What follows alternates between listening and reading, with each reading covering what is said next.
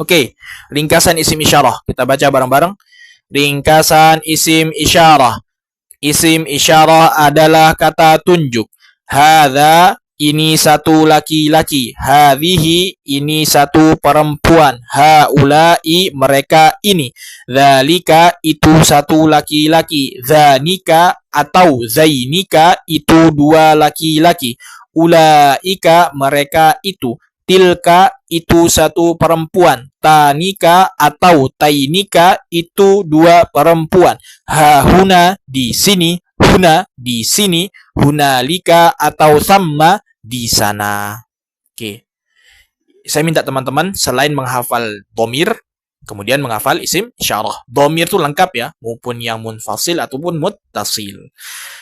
Nanti ada caranya yang lebih ringkas, mungkin di qaidati dibaca. Oke, lanjut. Nah, sekarang kita baca keterangan yang lain. Baca bareng-bareng. Musyar ilaih adalah kata yang ditunjuk.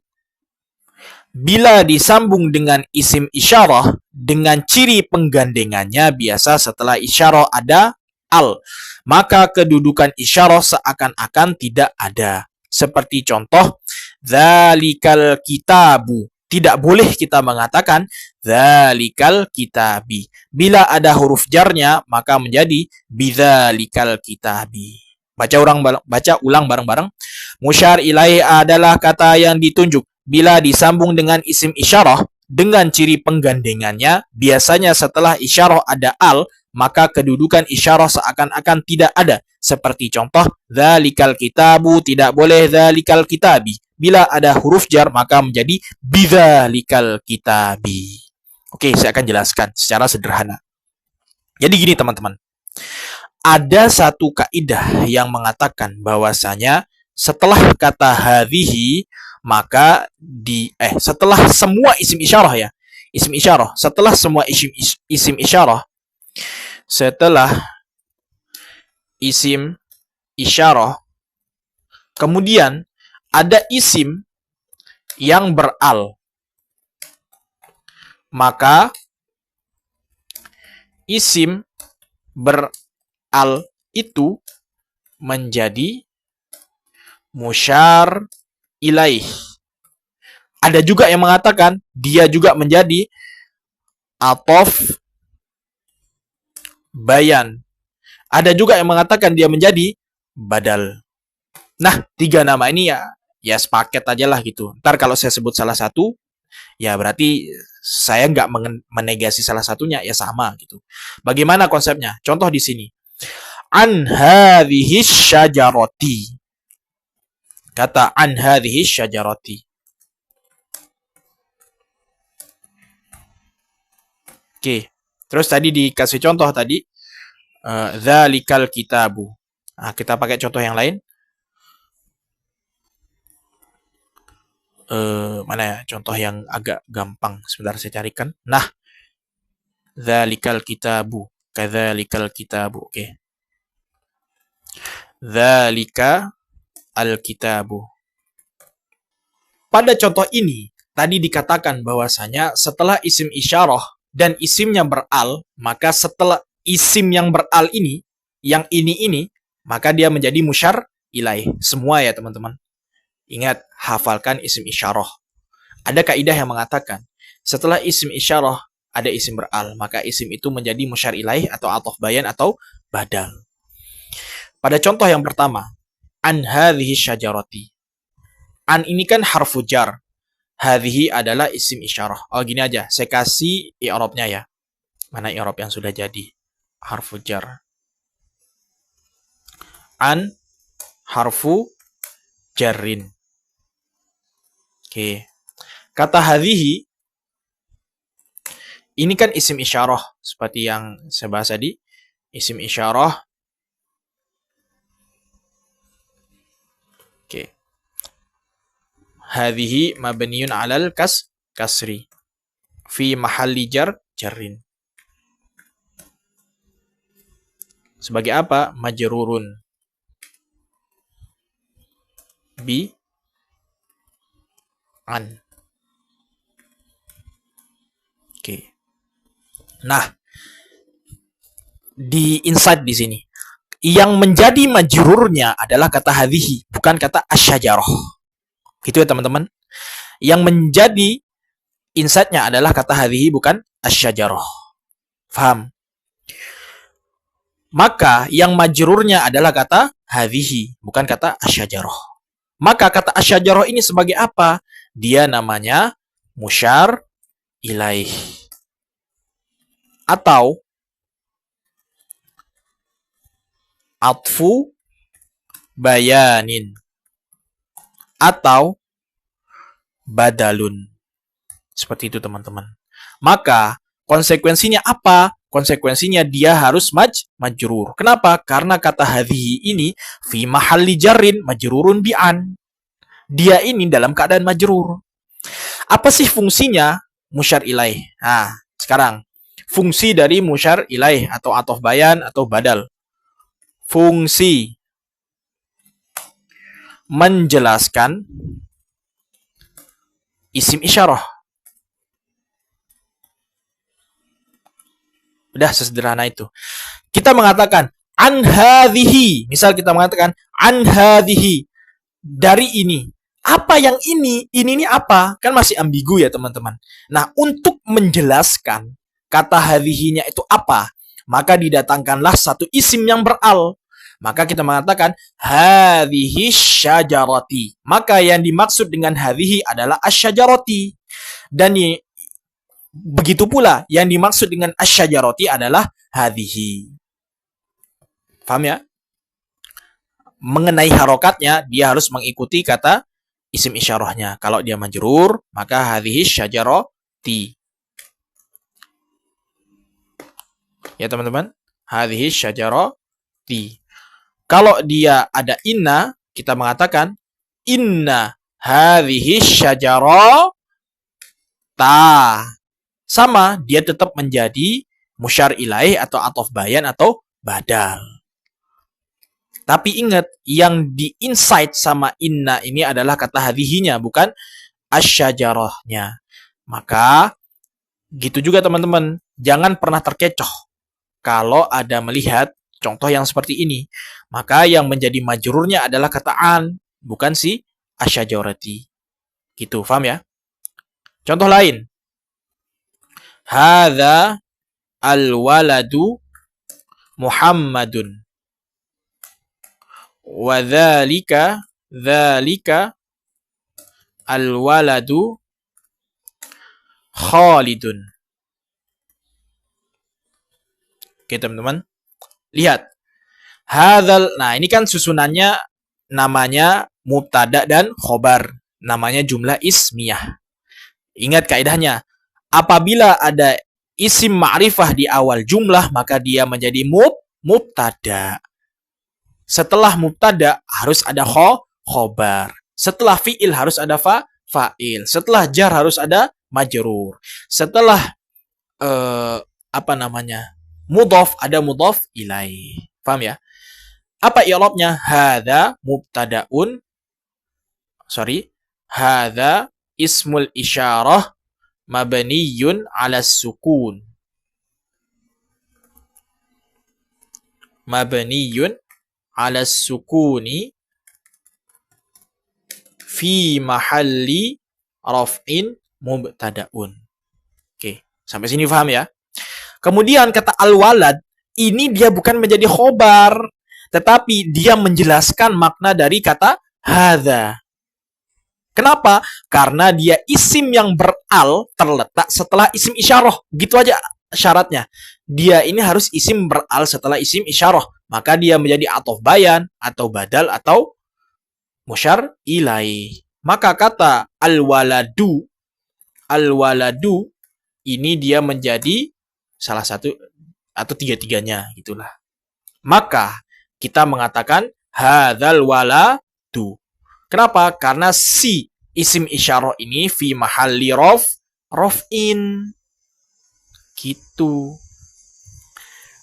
Jadi gini, ada istilah langsung marfu, ada istilah fi mahalli raf'in.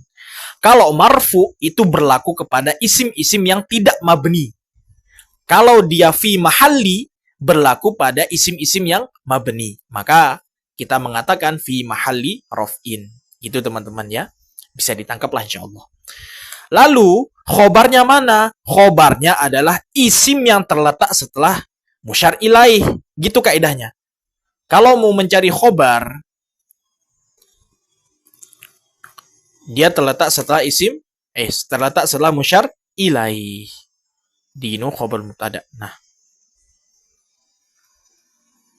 Oke. Jadi kaidahnya lagi kita tambah. Kalau ada isim isyarah terletak di awal jumlah, maka dia menjadi mubtada. Kemudian setelah ada isim isyarah itu ada isim yang beral, maka dia bukan sebagai khobar, tetapi dia adalah musyar ilaih atau atuf bayan atau badal. Kenapa? Karena dia isim beral. Kaidahnya mengatakan apabila ada isim yang beral, apabila ada isim setelah isim isyarah ada al, maka kedudukannya isyarah seakan-akan tidak ada. Apa maksudnya seakan-akan tidak ada? Ya kata al-walad ini menjelaskan kata hadza. Hakikatnya hadza adalah walad dan al-walad adalah hakikatnya hadza. Seperti itu. Kemudian kalau ingin mencari khobar,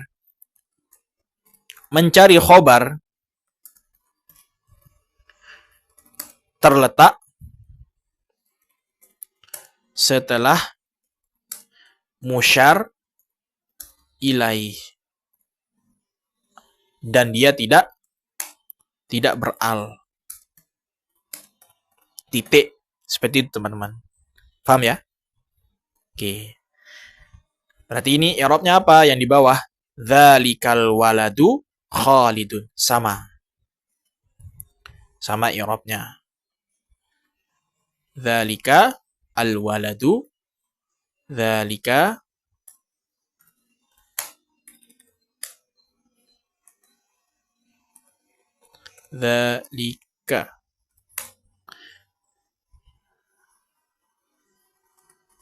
hadza.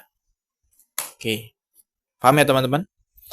Jadi kalau mau mencari khobar, dia itu terletak setelah isim yang beral, yang terletak setelah isim isyarah. Hal ini sangat penting. Kenapa? Karena saya lihat orang-orang yang membaca atau praktik banyak terkecoh di hal ini. Kalau kita mengatakan ada baknya, maka bihadzal waladi. Itu ya. Kalau dia tanpa inna atau bi atau yang lainnya, maka tetap kita mengatakan hadzal waladu. Kenapa? Karena hadza ini sebagai mubtada. Lalu, apa sih bedanya kalau kata setelah hadza ini tidak beral dengan beral? Nah, itu kan ya perbedaan yang muncul di pertanyaan kita. Kalau dia tidak beral, maka isim yang terletak setelah hadza, dia menjadi khobar. Dia tidak menjadi musyar ilaih. Gitu. Karena kebanyakan khobar itu berbentuk nakiroh atau bertanwin. Sedangkan kalau dia isim beral setelah isyarah, maka dia menjadi musyar ilaih atau badal atau atof bayan. Seperti itu. Itu aja perbedaannya. Apakah memengaruhi dengan perubahan makna? Memengaruhi. Contoh kita mengatakan dzalikal waladu Khalidun. Maka kalau diterjemahkan menjadi anak itu adalah Khalid. Kalau kita membuang kata alnya menjadi dzalika waladun.